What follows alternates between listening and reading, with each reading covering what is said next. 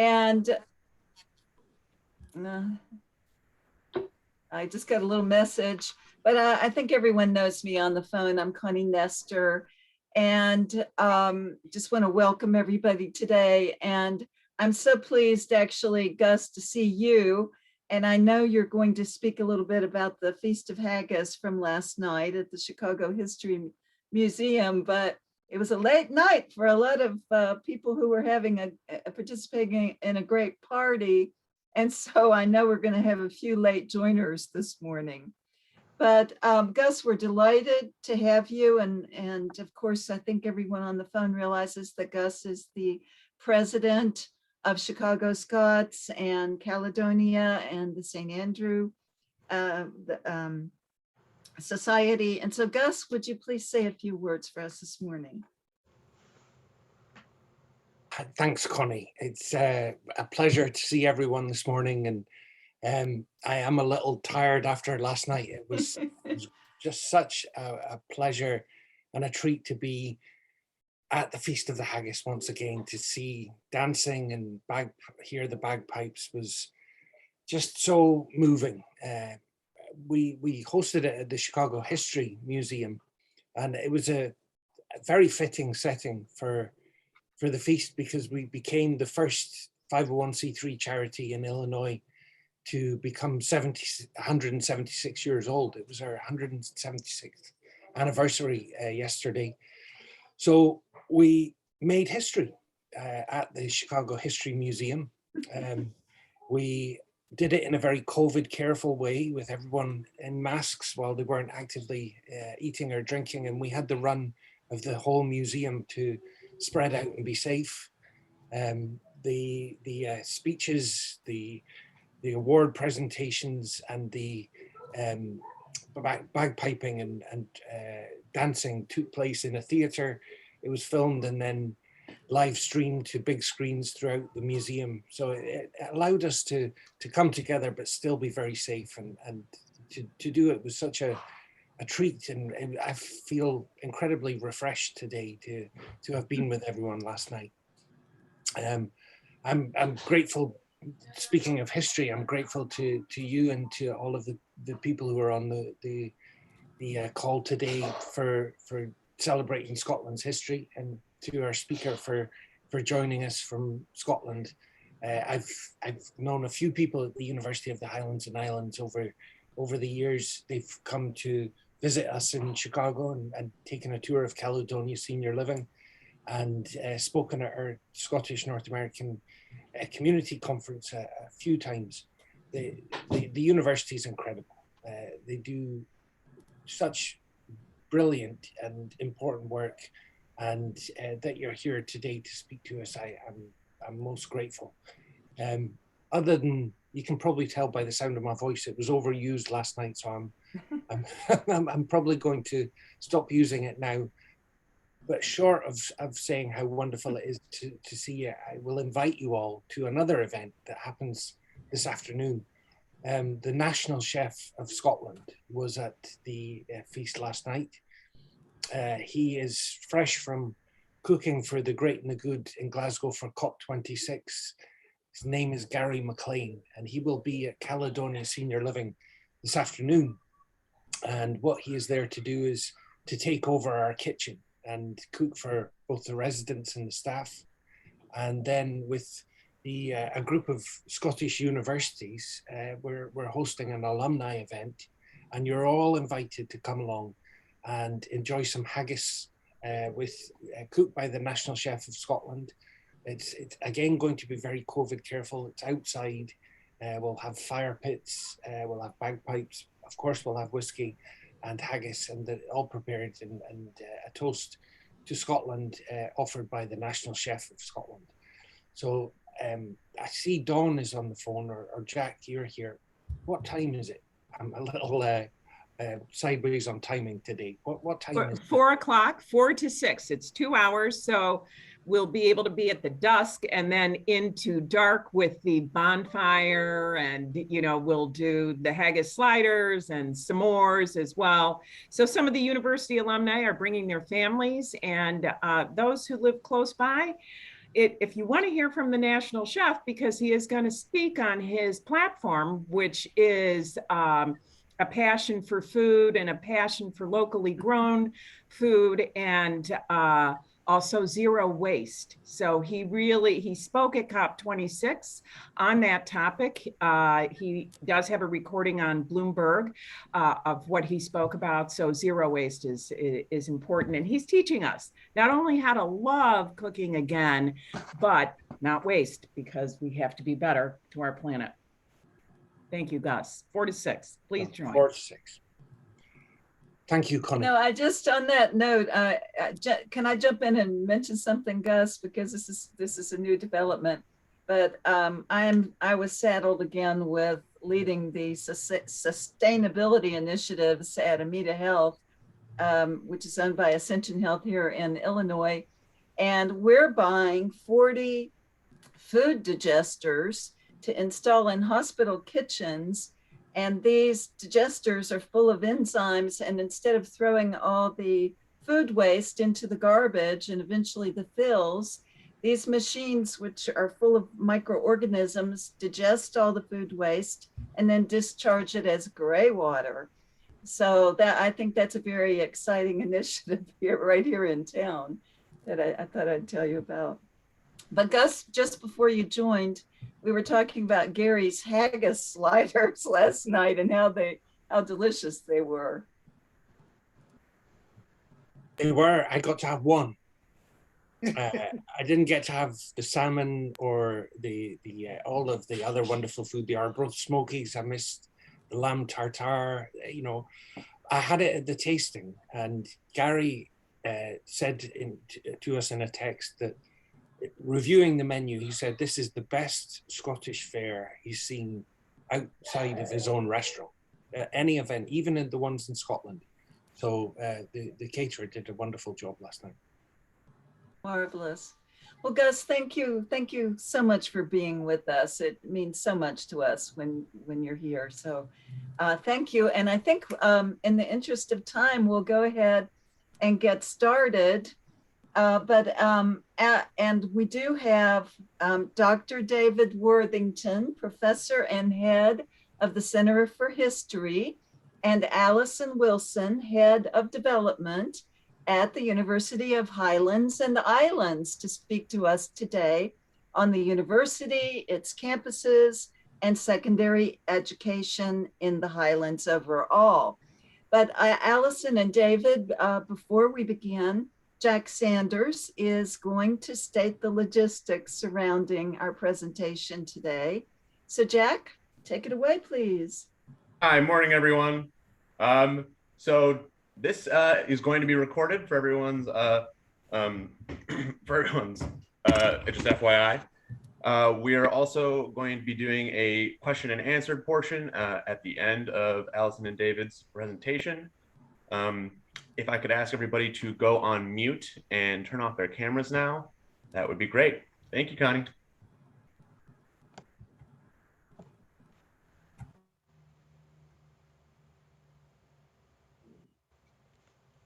So Jack, yes, if you can just dim everybody, and so that we're just seeing the presentation and David and Alison, that would be great. Thank you.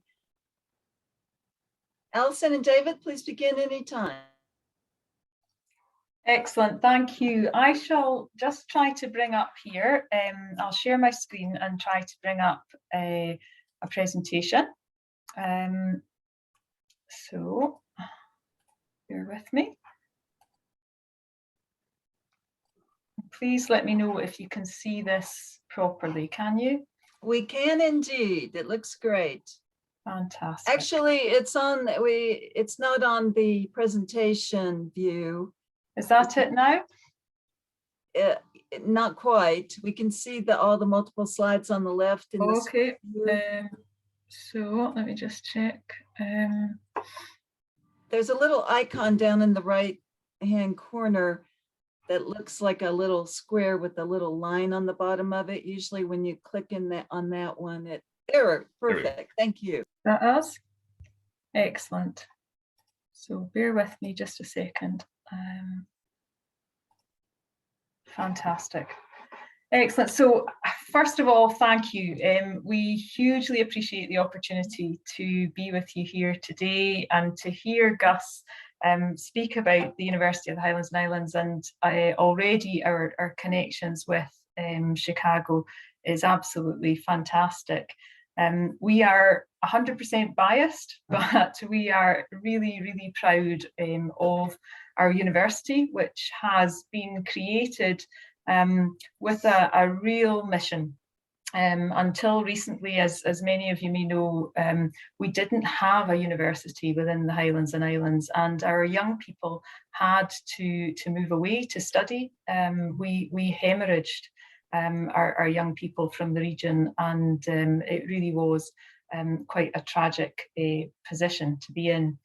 I'm delighted that that is no longer the case, and in fact this year we celebrated our 10th anniversary, so it is a really opportune time for us to be joining you and telling you a little bit about the very short history of the University of the Highlands and Islands, and then I'll hand over to David, my colleague, who works for one of the most fascinating parts of our university, and there are many, but our Centre for History really is a jewel in the crown, so hopefully we'll tell you a little bit of its story within the overall journey of the university. To do that, as I say, this was our 10th anniversary, so I'd like to just run a little video that gives you some background as to where we've come from.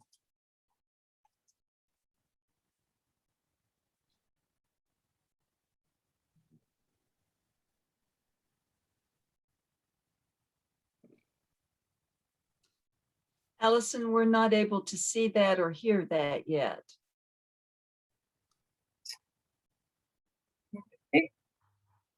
Can you see the next slide? Can you, Jack, can you see if there's any reason why I'm hearing it at my end and I'm not seeing anything that's telling me that it's not showing your, it's not giving you sound? Yeah, so if you go to the share screen button down there and press the arrow that's pointing upwards.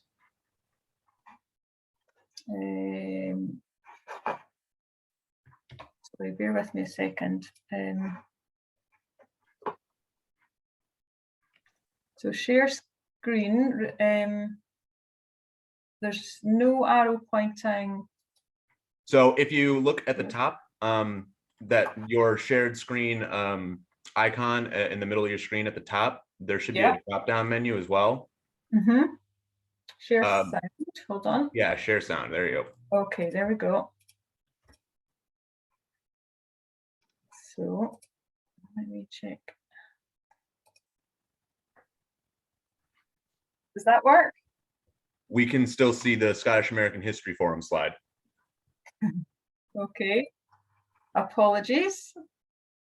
This is the one thing with technology where I'm seeing it completely and it's showing on my shared screen as showing. So apologies. Do you have the video in a different window, not in PowerPoint? No, it's in the PowerPoint. But do you want me to try and find it elsewhere? No, I was just going to say, if it's in a different window, you're only sharing your PowerPoint screen. No, it's all within PowerPoint. So that's okay. I'll try it one more time, and if it doesn't, then I shall just fire on with something else. Bear with me till I just see if I can get this. Is there anything else I should be looking at in that drop down, Jack? No, so as long as you've got. We're sharing sound. Yep. Optimize for video clip, would that help? It might, yeah. Yeah, try that. However, we're still on the Scottish American History Forum slide, so I think I think you're frozen. Ah, right, okay. I think sorry to butt in. I think optimize for video is the step you need to take. Okay, so I've come out of there. I'm going to end the slideshow. I'm going to come back and Oh, somebody's asking to remote control from my screen. Do you want me to approve or decline that? That's not me. Okay, So I don't know what I that is. decline.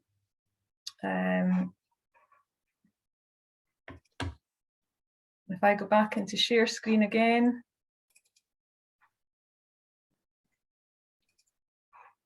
Can you see that again? We're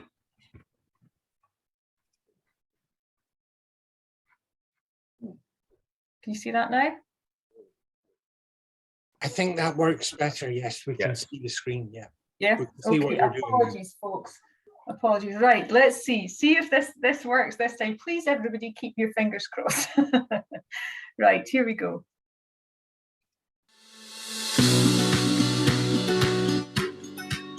Is that working? Yes, good. Yep. yes.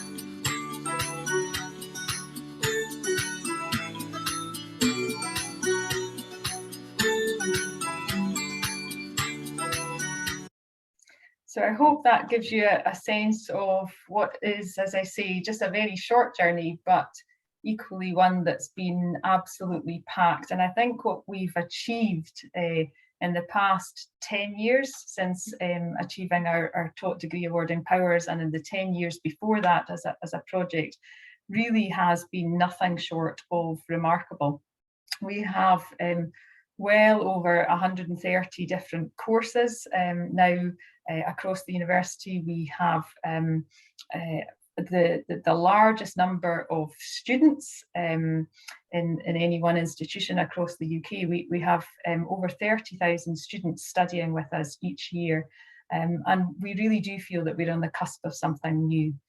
And no less, a whole range of things have changed for us this year.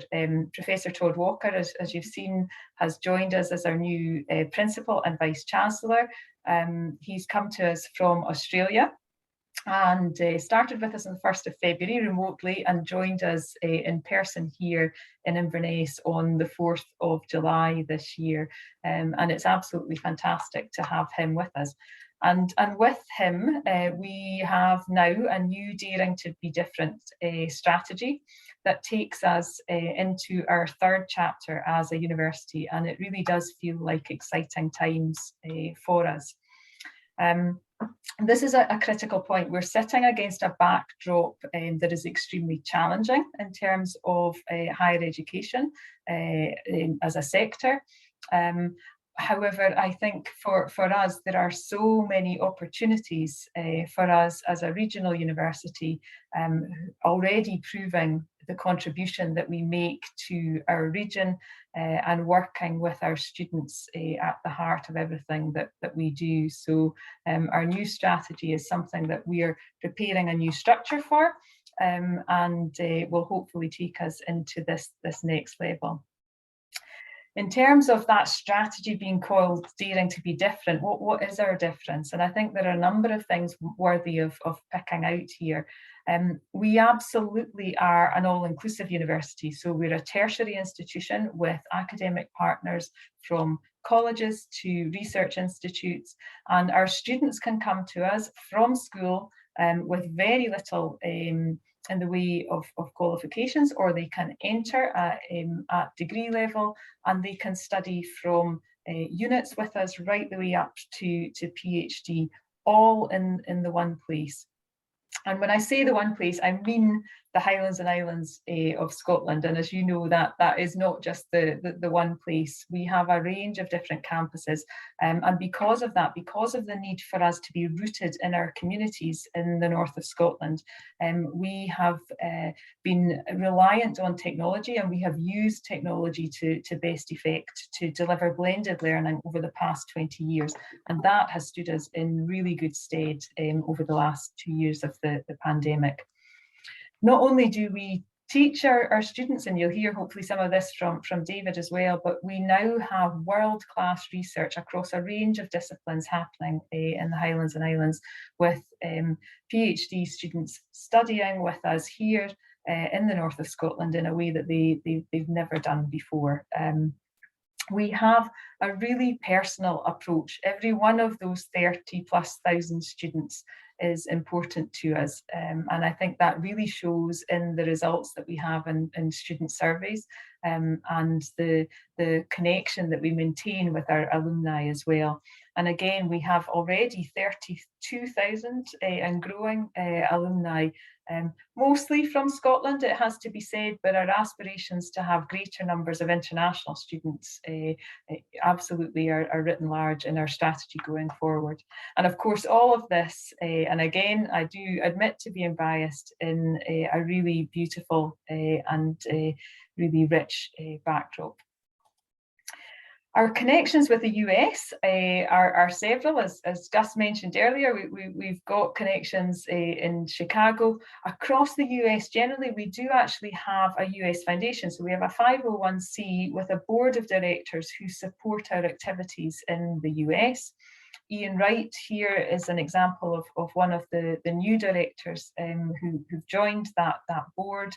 We work also really closely with Joni, as was, and Rory, now Chris Thompson in the Scottish Government team. And we would be delighted to have and to build relationships with yourselves and any other partner organisations within the US. Last year, or 2 years ago, we had been due to come out to the US for an extensive programme of visits. And those were curtailed when the pandemic struck. But over the past year, we've been trying to keep going with a series of leader perspective events online. So we had Senator Gordon Smith, Senator Claire McCaskill, we had George Abbey from NASA, and Peter May, not actually in the US, he lives in France, but the kind of international author who has both a US and a UK following. So we really are keen to keep these connections up, and would be delighted to do any more of this sort of thing with you. As I mentioned, our students are at the heart of all that we do. David will talk really passionately about the students that we have across the Centre for History, but I wanted to show you here just some of the students across engineering disciplines. Lorna, that I mentioned earlier with our Michelin star, our music students as well. And as I say, David will talk more to the history and the culture piece. On that, I'd like to finish off with a little bit of the voice of some of our students. And these are our applied music students who undertook a very special commission for the university with Scottish Land Commission. And I think this video speaks for itself.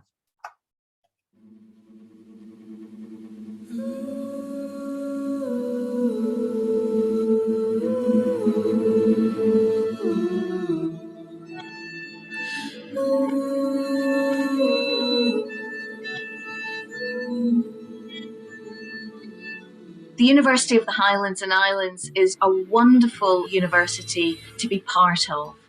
It's just fantastic in the last 10 years, watching the institution grow from strength to strength and to be able to see the huge impact that it's had to be able to connect our communities locally, nationally and internationally. Community Land Scotland approached us to compose this piece of music. It was a wonderful opportunity for our students to collaborate, and I think they've done this really successfully. My name's Ewan Henderson. I'm from the Lochaber area originally, but I live in Glasgow. At a time due to the COVID-19 pandemic, to have a creative stimulus such as this project, being able to engage with these different locations that have benefited from community land ownership around Scotland was a great bit of escapism. And being able to open up creative responses to that was just a lovely thing to be able to engage with at a difficult time. So my name is Marit. I'm from Germany and I'm in the first year of applied music. My instrument is trumpet, so I'm trying to play Scottish traditional music on trumpet. I never really thought about community land because in Germany I've never heard something about it, but I really liked that people have a voice and get a voice. And so I really liked playing around with memories and connection between people. So I really liked the task. My name's Liam Sutherland. I am a third year in the applied music course at UHI, and I'm originally from Caithness.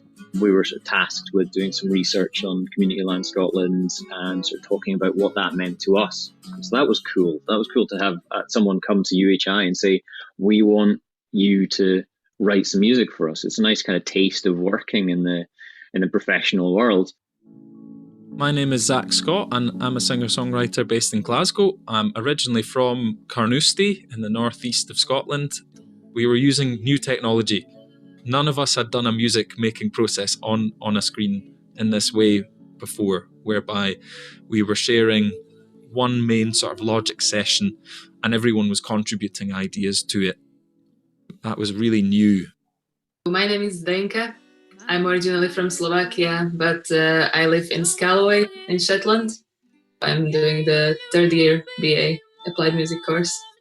I think community land ownership is a good thing because it means that we leave something for the future generations, and it is always slightly easier when there is some sort of theme given before I start writing a song. My name is Lucy Smith and I'm based in Moniaive and Dumfries and Galloway in southwest Scotland. It formed part of a module that was about collaboration, so it was a really fantastic opportunity for us to not only collaborate with each other, but actually collaborate with Community Land Scotland. To me, it's particularly important to be able to connect with people, and a musical connection is unlike any other connection that we see in any other parts of life.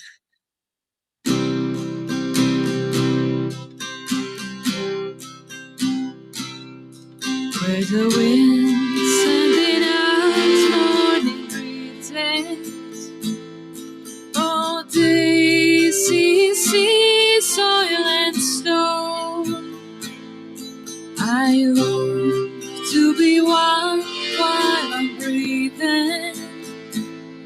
with my land, where my heart has its home. We've been encouraging working collaboratively online through our degree programs now for many years. We've probably been ahead of the curve in that respect.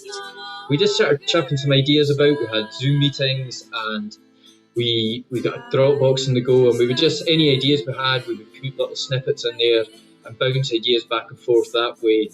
Then you can put it together, and we learn in applied music how to work remotely, how to record remotely. There are these great tools out there now to be able to share large amounts of data for distance learning. Lucy suggested that maybe we could find an image or a landscape taken from the Community Land Scotland website and trace it. And then I combined those together and manipulated them to create what wasn't exactly a visual score, but something that we could work with in a way that you might work with a visual score. And everybody keeps adding on top of that, and until the final track was ready, pretty much. Students through this process, I feel, have learned more about one another through thinking about community and sharing their own experiences of their own communities. Even just trying to work out each other's feelings and emotions towards community land ownership, because we're all coming at it from completely different angles. In the end, it turned out we were all roughly on the same page, which was good, but we didn't know that when we started out. I really like that people can get their land back and have it as a community and work on it together. It's given me an insight into something that's going on in Scotland, and suddenly you realise there's so much going on.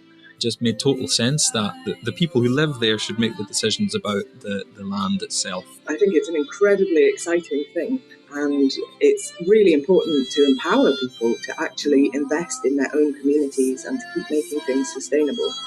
It could be little things like, people just caring about each other. When there's an issue, everybody helps. And I like that. I'd like to say thank you, Community Land Scotland, for offering us the opportunity to be creative and to collaborate and to contribute, hopefully, to our own communities.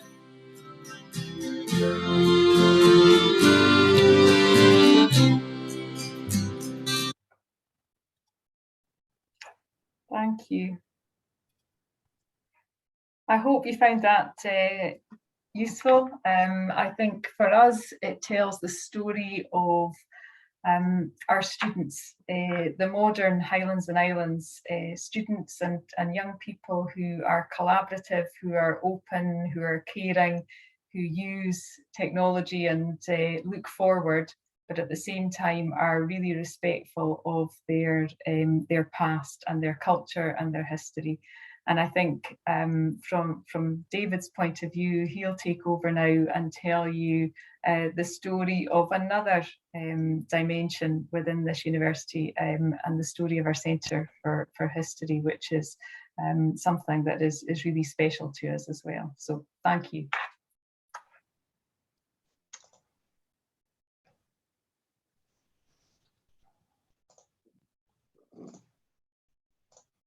Thanks, Alison. Hopefully you can all see that now. Yeah, okay. Yes, we can. Right.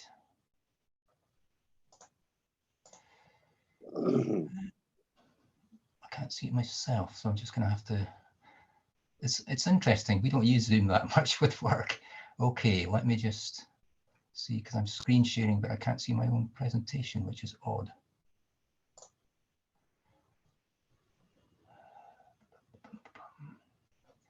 Okay, well, it should be fine. I will try to, well, how can I do that?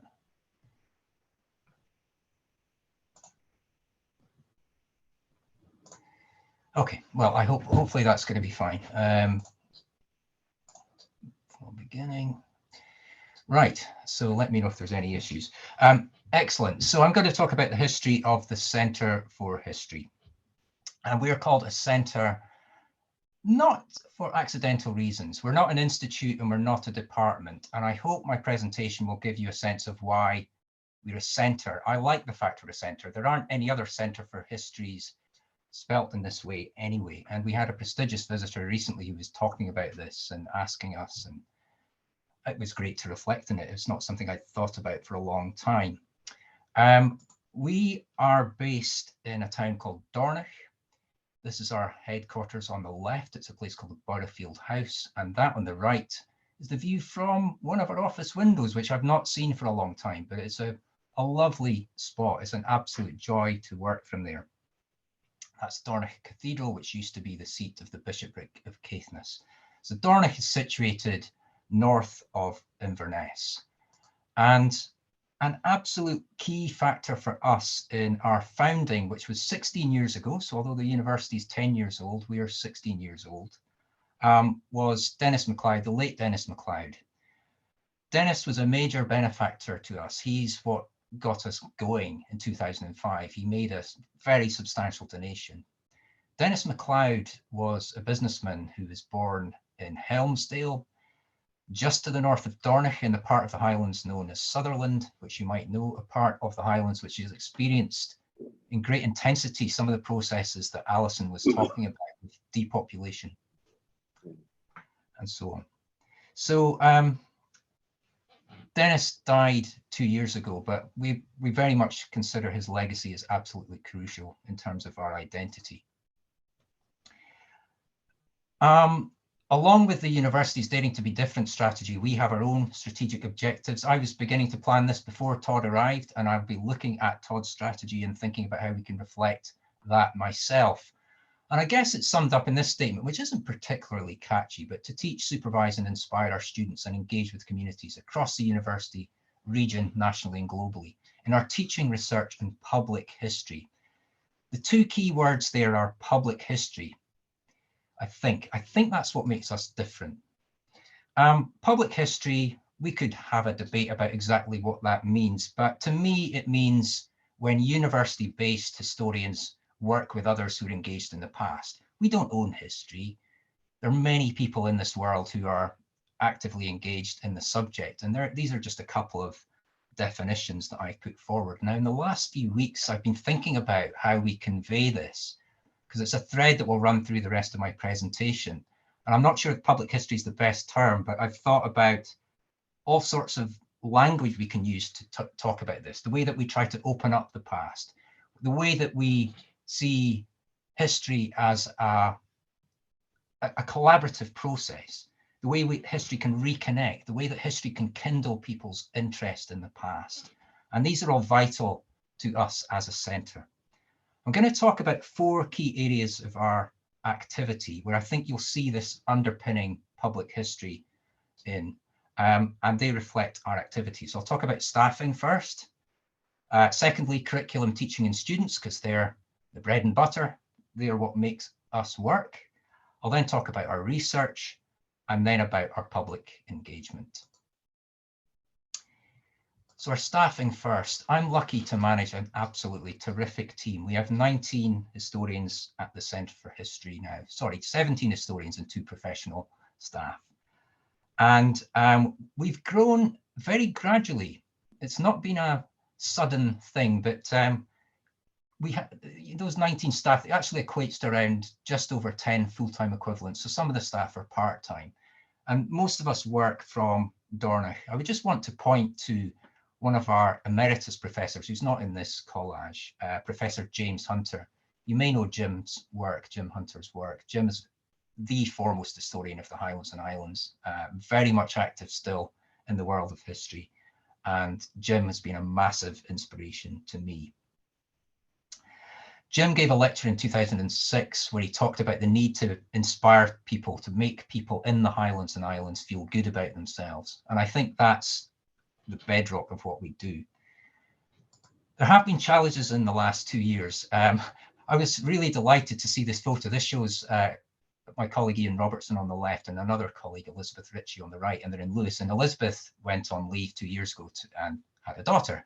And it's just lovely to see the beginnings of these face-to-face meetings again. I heard some of you discussing that at the start of this gathering, and it's the same for me with the team I manage. This is a hugely important part of it. So this is them on the Isle of Lewis. I'm not quite sure what they were doing. I think it was it's an abandoned township that they were exploring there. No doubt they had a history element anyway, what they were doing. So yeah, we've grown in terms of staffing, but we've needed to because our student numbers have gone up and up and up as well in the same way, quite a gradual process. And I'm going to talk a bit about that now. So again, in the pandemic, we've continued to seek to find ways to celebrate and mark what our students do. This is so important at the moment. On the left there, you'll see Taylor Springthorpe, and she graduated with a BA Honours in History, an undergraduate degree this year. In the middle is a chap called Ben Delaney, and Ben was our Jim Hunter Dissertation Prize winner this year. He wrote an undergraduate dissertation on the Renaissance, absolutely terrific piece of work. And then Tracy on the right is somebody who's really been on a pathway with us. She has studied as an undergraduate. She then studied on one of our master's programs. She's now a lecturer at one of our UHI partner colleges. That's Inverness College, UHI. So just good to see some faces to mark these occasions, since we couldn't have a face-to-face graduation ceremony, sadly, this year. Okay, there are three prongs really, or three elements to our teaching and curriculum. And they are undergraduate, top postgraduate, and postgraduate research. I like to consider them all together because I want to convey the sense of a pathway between these three. Some of our students have been through all three stages with us. Some have left to do postgraduate taught elsewhere and come back. Some have left, that's fine. But it's really interesting to put this all together, I feel, because sometimes in universities, we look at teaching and we look at research. We don't look at the connections enough, and the two inform each other, not just research informing teaching. Good teaching can inform your research also. So the undergraduate on the left, we've taught BA Honours Scottish History since 2007. We've always taught it from Dornica. Now, Dornica is a small community, so our students have generally been based around the UHI network, from Shetland to Argyll, to Lewis, to Murray, to Perth. We've always done it that way. And as Alison said, when the pandemic hit, in terms of systems and technology, it was nothing new for us. Of course, there were challenges like everywhere else, but we were quite well prepared. We have somewhere between 200 and 300 undergraduate students. That would be, we could measure it in different ways, but it's grown substantially. And it's one of the most networked of degree programs that we have. And the students attend from one of the UHI academic partner colleges. Now, postgraduate taught, things are slightly different. We started teaching this way in 2011.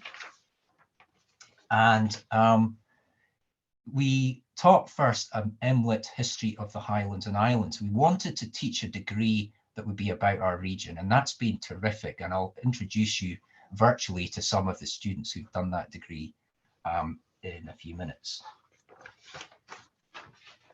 The PhDs have grown from there, the postgraduate research, hugely collaborative. Our PhD students have generally worked very closely with history providers or heritage providers outside the university.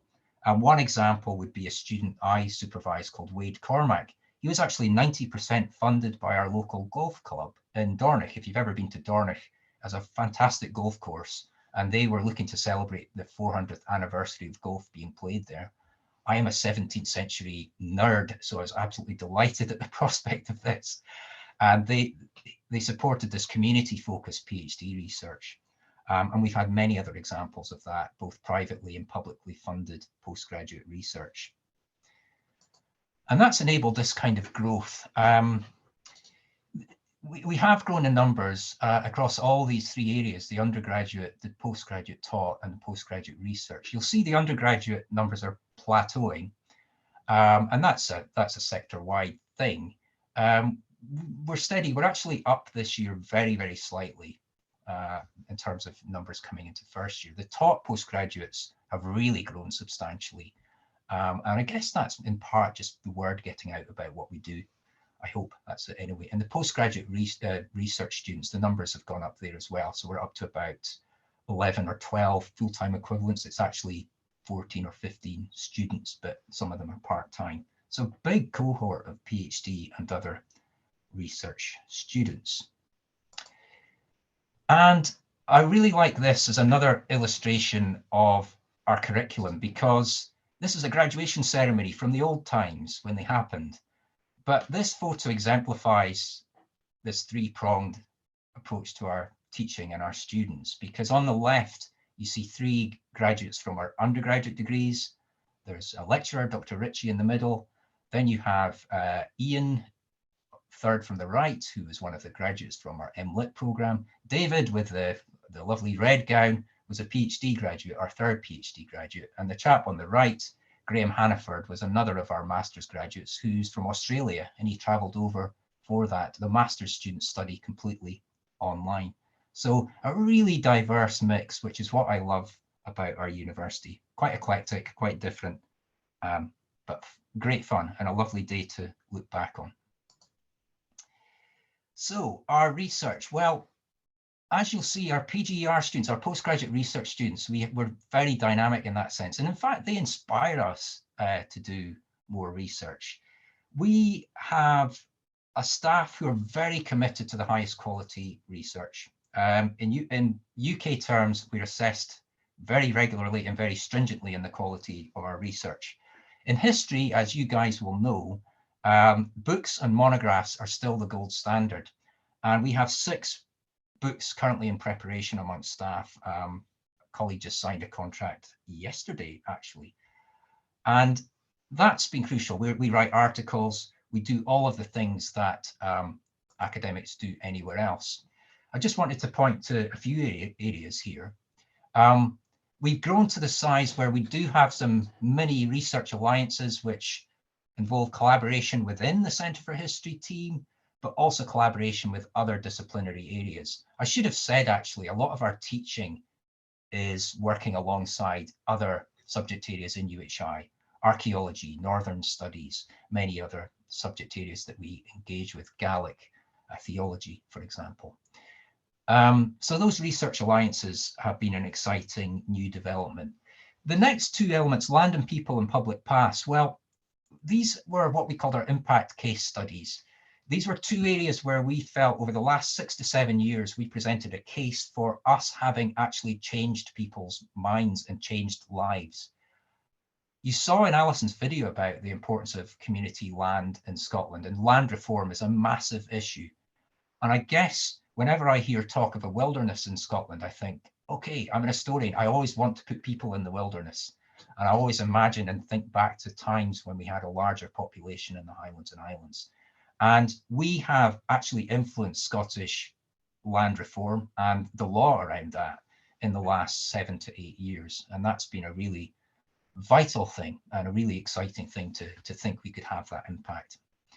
Public pasts is really about how we collaborate with what we might call non-HEIs. That's museums, galleries, or archives, or other people in the heritage sector. Big part of what we do. One key example of that has been our collaboration with the Inverness Castle project, which is a multi-million-pound endeavour to really the biggest heritage development in the Highland region of the last century. And we're really keen to get involved in that.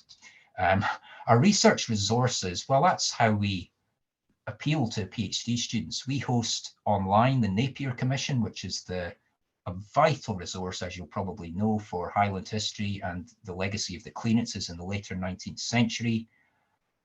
We have all sorts of other elements there to consider. So the last part of what I want to talk about is, it's sort of in there already.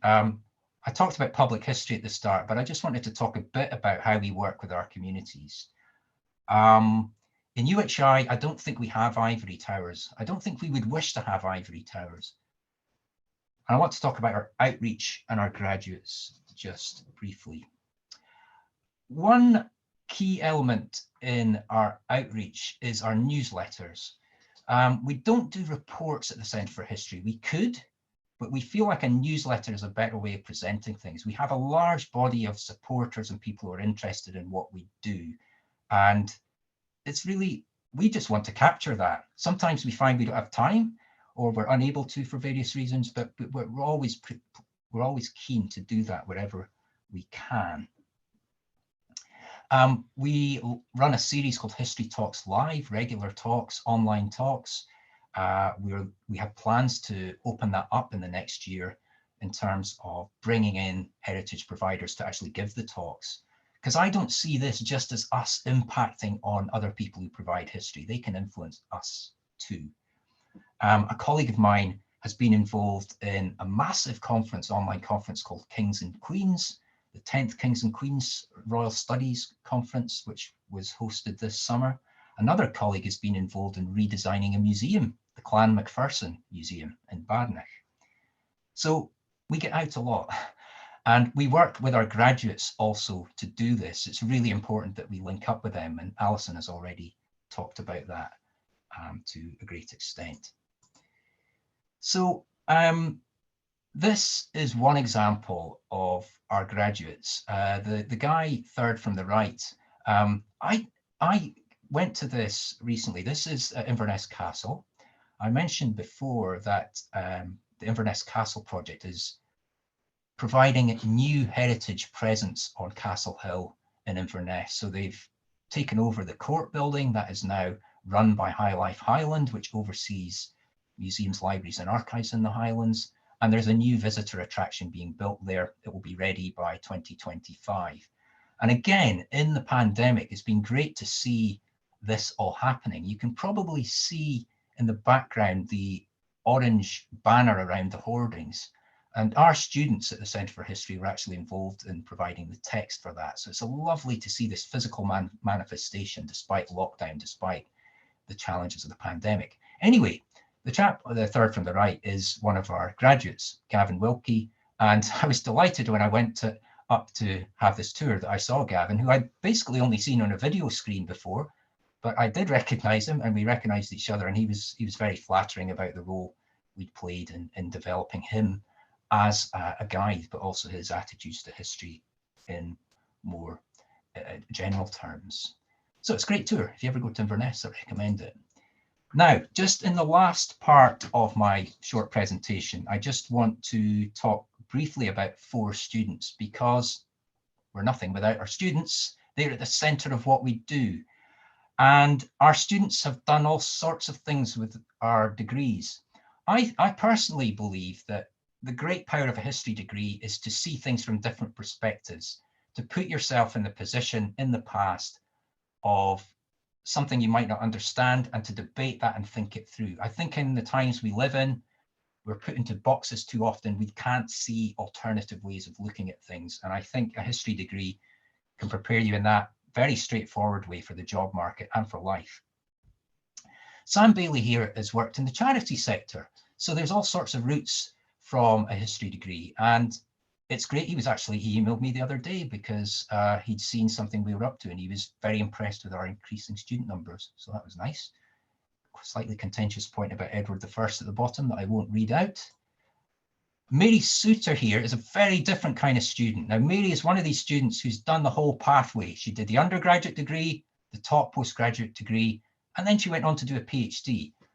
Hugely impressive individual. She's also a part-time, possibly even full-time carer now. So it's quite extraordinary to see somebody like that put in that effort, and the commitment was phenomenal. You'll see the mention of tissues and cake at the bottom. So it wasn't without pain, but Mary got through it. And again, I was lucky enough to bump into her the other day. The Highlands is small enough that you can still just bump into people in the street and get a catch up with them that way. Now, the final 2 students I want to talk about emphasize our international nature, because yes, we're providing education and training for students in the region, students who are moving to the region, but we're also reaching out, and that's been so fascinating.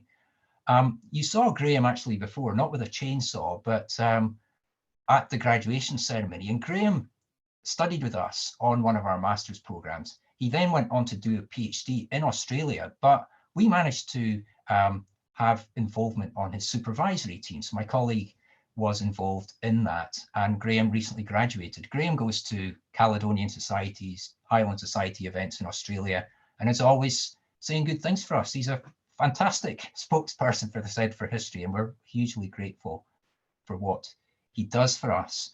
And another country where we've had some success in this regard is Canada.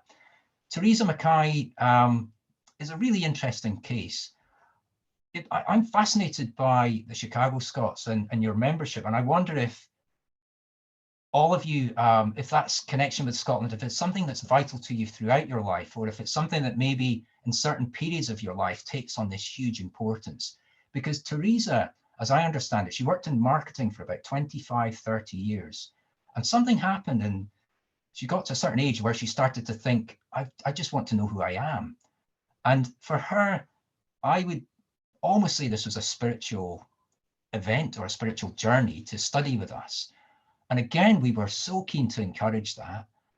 She did it from her home in British Columbia, and she's now doing a PhD there, and we keep in regular contact through social networking. So the kind of Highlands and Islands I like to see is an outward-looking one.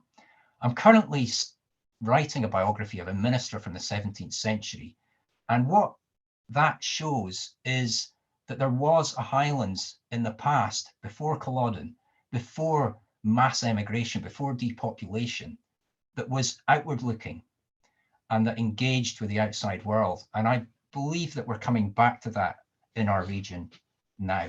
And I think, I hope, in our public history approach, we can go further down that road. So thank you for your time.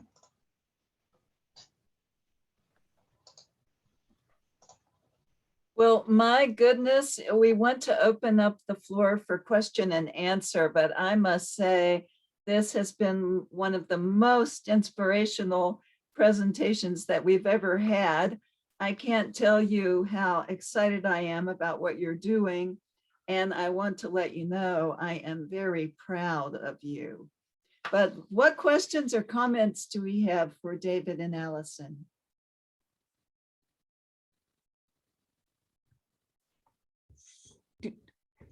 Connie, I do have a comment. Is this the appropriate just go off of mute and ask the question? Yes, Thank let's you. be informal and engage, and everybody can unmute and turn your cameras back on. Thank you. David, I had the opportunity to be in Inverness for a brief travel period in 2015, but really be in the region for a while. And so when you talked about Inverness Castle, I had seen something ancient that was being restored.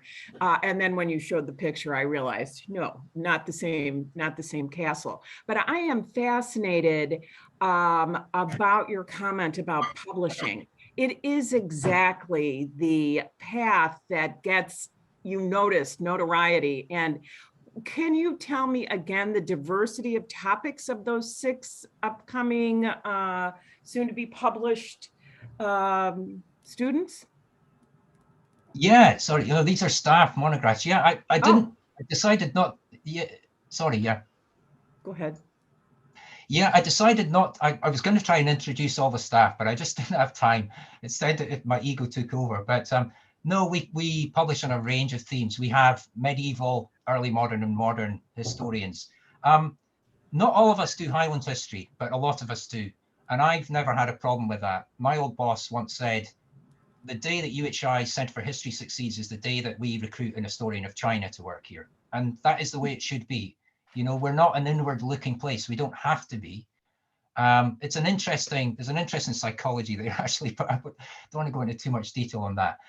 The topics, gosh, don't know where to start. Mine is a biography. Another colleague is writing a biography of James Macpherson, the writer who is seen as the origin of the Ossianic story, or sometimes seen as a myth in the 18th century. We have another book on Scotland and North America, actually, by my colleague Nicola Martin, who's a fantastic, I hope you don't mind me saying, quite young historian. She's absolutely terrific. Now, four, 5, and 6, where would we go with those? Now, oh yeah, my colleague Ian McInnes is an expert on the second Wars of Independence. So not William Wallace, but the period around the 1320s to 1330s, not a period I know much about, but he's great on that. So that's number 4. Number 5, gosh, I've never actually thought about them this way. I think I won't, maybe best not to try, but we have, they really go from medieval to early modern to modern. We've never really limited ourselves in that sense, but I guess, as I say, most of us do Highland and Scottish history, but we tend to contextualize it. That's partly strategic, you know. I'll be quite honest, in terms of funding, we quite often have to appeal to panels in the southeast of England or other countries. So we need to persuade them that the Highlands and Islands is important. And that requires us being comparative. I don't want to stretch this point, but I think there can be a perception, I don't think it's accurate, that our university is still a bit new. I find it aggravates me a bit, but I'll keep calm.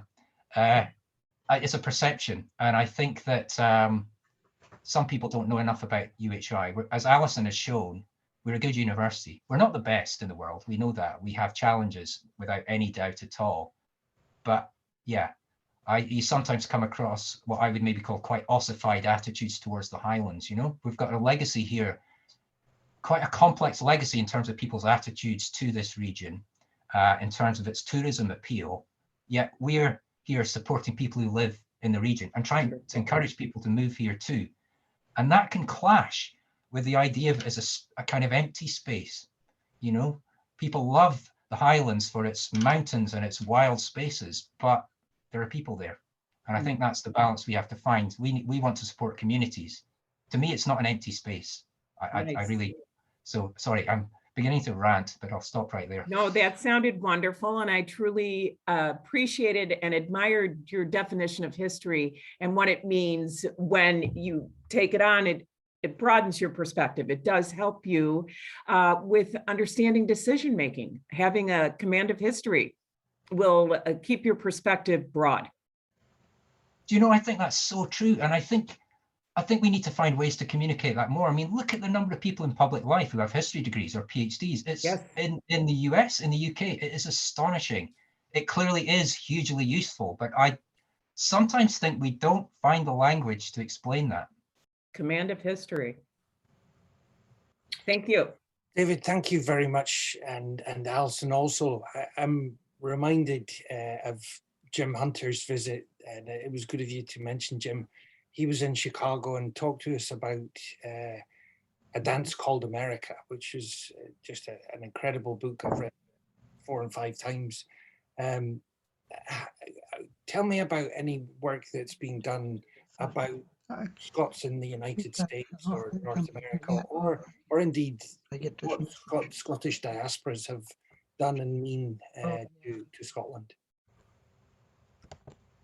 Yeah, it's a huge field. I think maybe a starting point there is the impact of the work of Professor Tom Devine. You'll know his work, but I remember in 2000, his book, The Scottish Nation, for about 2 weeks, it outsold Harry Potter. It was top of the bestseller list. And I thought, wow, something's happening there if a history book's doing that, especially with Harry Potter, which was massive at that time. But in all seriousness, I think that there's been a massive flourishing of work in that area. And I think there's been a lot of challenging of assumptions. There's far more work about women now. There's far more work about less welcome engagements. There's work on the slave trade and things like that too. That's become a massive factor. So it's a dynamic area. There's a huge amount of work. I've got a master's student who's currently looking at Scots in South Carolina. He lives in South Carolina. I had a meeting with him the other day. And I think looking at things from that kind of perspective as well can throw, from a smaller or micro perspective, can throw light on the macro issues. I do a lot of research on Scottish migration to Europe, actually. And I think one great thing in the study of Scottish migration is to compare themes, like across periods, but also across geographies. I'm fascinated by the repatriation of income across time. across space. I'm fascinated by memory. I also think gravestones is another a wonderful piece of evidence. Material culture, the wills that people left, the medical diaspora, who writes about that? So I could talk forever about this, but I really would like to see that kind of comparative approach, because it's interesting when we talk about the Scottish diaspora. To an historian, that suggests that the Scots in North America or in New Zealand or in Canada are interconnected in a way, you know, and I never know if that's correct, because I think there's a very specific Scottish experience in the US, but in some ways that relates to that broader diaspora. So it's a great thing. And I think that good work, Gus, is coming both from scholars within Scotland, but within the countries of the diaspora too. And in the US, yeah, I really don't know where to start, because I'll miss somebody out if I do. Thank you. Wow, wow, that's a wow. Other questions? Yeah, I do have a question. Oh, Jean, go ahead, but you may be muted, I believe. So, but my name is Don Stewart. I think your public history, to me, it reminds me of citizen science here in the States. It's like you're talking about citizen history, getting everybody involved in sort of like a project of history. My other comment is, why study history?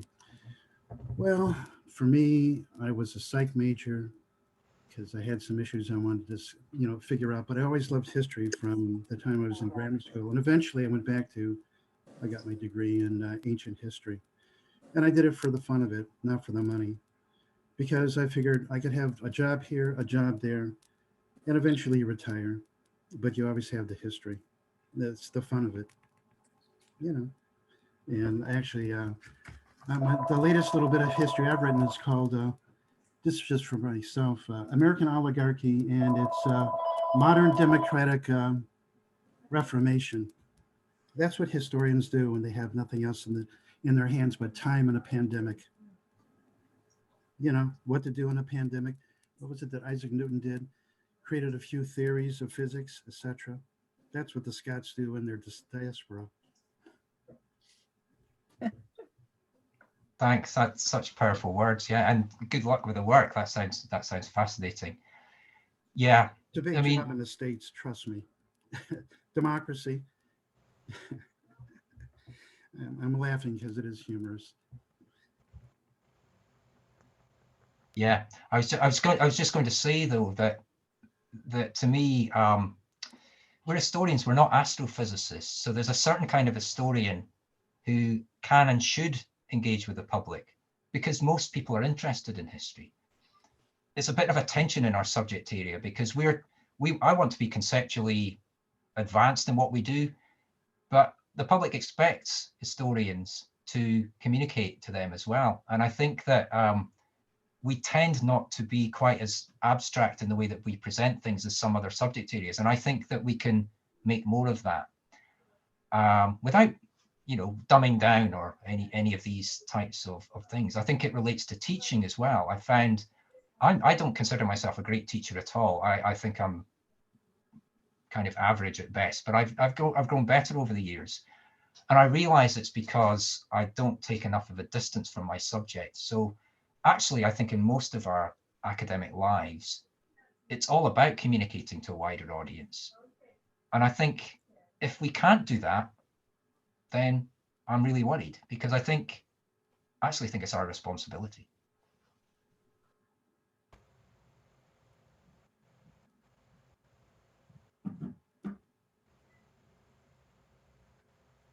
Well, I'll go ahead and ask a question, but I did want to mention, because David talked a minute about Dr. Devine and his book, The Scottish Nation.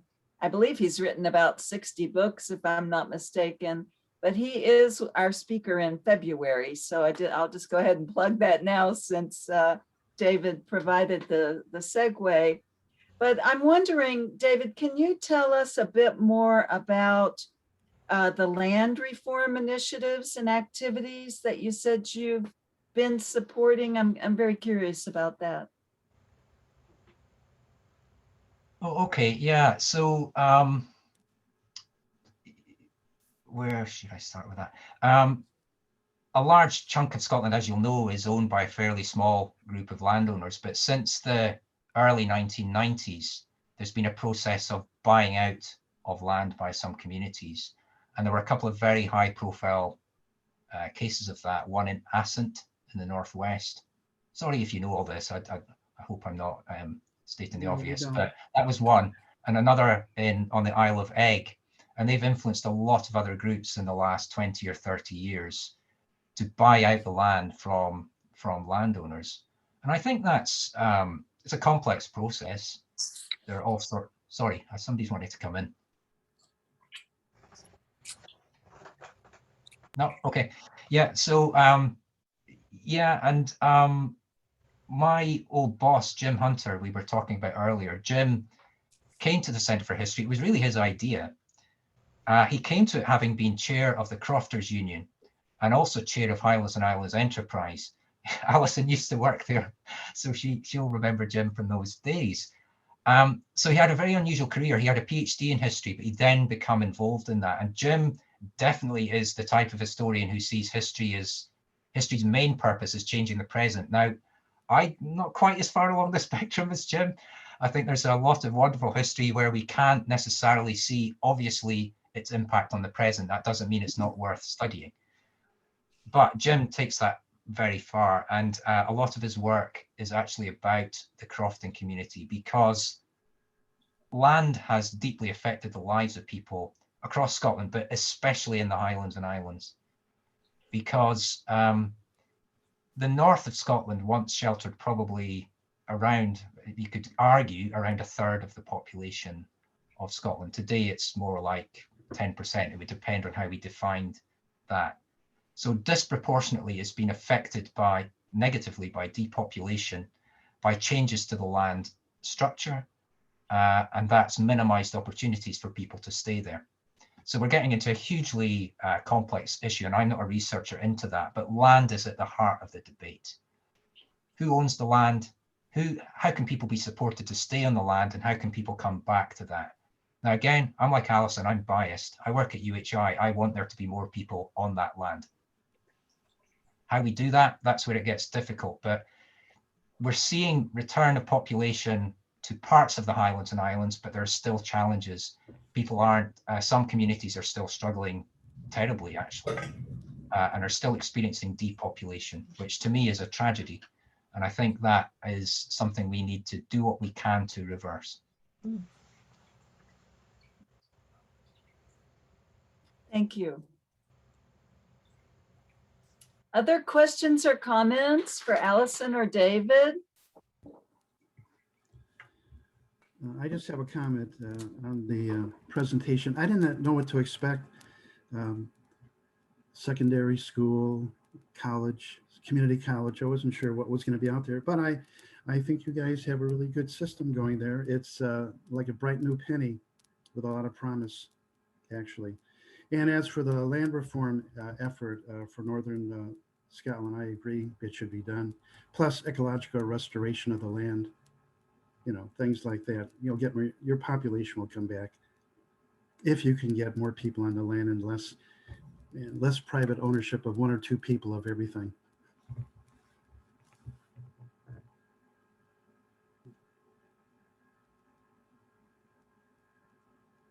Yeah, I think that's a really good point. I think there's the concept in the Highlands of Duchess, which is about heritable trusteeship of land and the connection of land and people and the natural world. And it maybe sounds quite vague. I'm not the best person to explain this, but that's at the heart of this debate, because in the medieval period, in the early modern period, that was a very powerful concept in the Highlands. Of course, you had clan chiefs, so in some ways it was a hierarchical society, but you also had a communal approach to life. And that, of course, was lost over the centuries that followed. Massively complex debate, but I think we can be informed by historical examples here in terms of land reform today. You know, I just have to ask, I've been trying to hold back, but can you just in just a few sentences, that I know this is a huge topic too, but what about immigration? For instance, would Scottish Americans be welcome in the Highlands? And are there serious restrictions? I've did a little research on this about 10 years ago, but I haven't since, and I'm curious to know whether outsiders are welcome. I understand it's a bit difficult to get back home. I think maybe Alison could say a lot about this, I'm sure, but oh gosh, I hope not. No, I think we would wish to welcome anyone who wants to live in the Highlands and Islands. I think it's as simple as that, but Alison will have a lot to say on this one. Yeah, absolutely. You know, some of those student faces that I put up, you know, you saw in the video as well, some voices from all sorts of different countries and nationalities. And I think I'm drawn back to a quote I remember receiving from one of our students, who was an international student who'd come to join us in West Highland College, based on the West Coast in Fort William, on our adventure in tourism program. And he said he chose UHI, he chose the University of the Highlands and Islands because he wanted to be part of a student community and to be a person, you know, somebody who was seen not in a room full of 500 nameless students. And in actual fact, when he arrived here, he was part of a community, but it wasn't just that student community. He was part of the community that he joined. And I would hope that that's the kind of reception that you would get anywhere across the Highlands and Islands. And I think for me, Marit, the German student that you saw in the music video, there's another German student that we have, Amelia, who received this year's US scholarship. These are students studying applied music that have come from somewhere else in Europe. And they've not just come to the Highlands, they've come to a really rural, you know, island community that is struggling to retain its young people. And if we can both retain people in our communities and attract people to those communities, then absolutely that's what we want to do. And I think, again, the video, I hope you saw the spirit within each of those individuals, the spirit of collaboration and working with each other and helping each other. That is absolutely threaded through all that we do in the Highlands and Islands. So yes, absolutely. We are extremely welcoming. And I think that's not just the Highlands and Islands, that is Scotland as a nation, really. Yeah, just to say, Connie, just very briefly, my mother's in a care home, and I was speaking to her today. I went to visit her, and I've started doing recordings with her about her childhood. She has a very complex background. I won't go into detail, but she has a very long Highland element in her background, but she was born in China. And my granddad moved with my mum after the Second World War to the Highlands. And my mum had quite a strange experience, actually. So my own family is connected with diaspora in this way. So there are different reasons why people would move to the Highlands. Some people have no genealogical connection with the region at all. That's fine. Other people, it's that strong identification that I'm sure a lot of you feel through your own family history, and that's must be hugely powerful. And I guess what Alison's saying, and yeah, well, it's very clear what Alison's saying, but there's a real diversity about our region now, and I think we find that hugely enriching, because there was a time when almost everybody was leaving rather than people moving in. So bring it on. Oh, okay, we might be careful what you ask for. Well, David and Alison, I don't know how to thank you for this just inspirational talk. It's just been a delight learning more about your strategically important university. And personally, I know I'm looking forward to coming over and visiting some of your campuses in the not too distant future. You're seriously on my bucket list. But we're also truly looking forward to hearing from others of your faculty and colleagues in 2022. As a matter of fact, everybody, I've already been successful in talking David into speaking to us in January again on a fascinating subject, the Reverend James Fraser and the Highlands before Culloden, which David touched on briefly, but next month we'll get to hear all about his research in that area. So we're very excited about that, David. And rest assured, Alice and David, I will be in touch with you in January.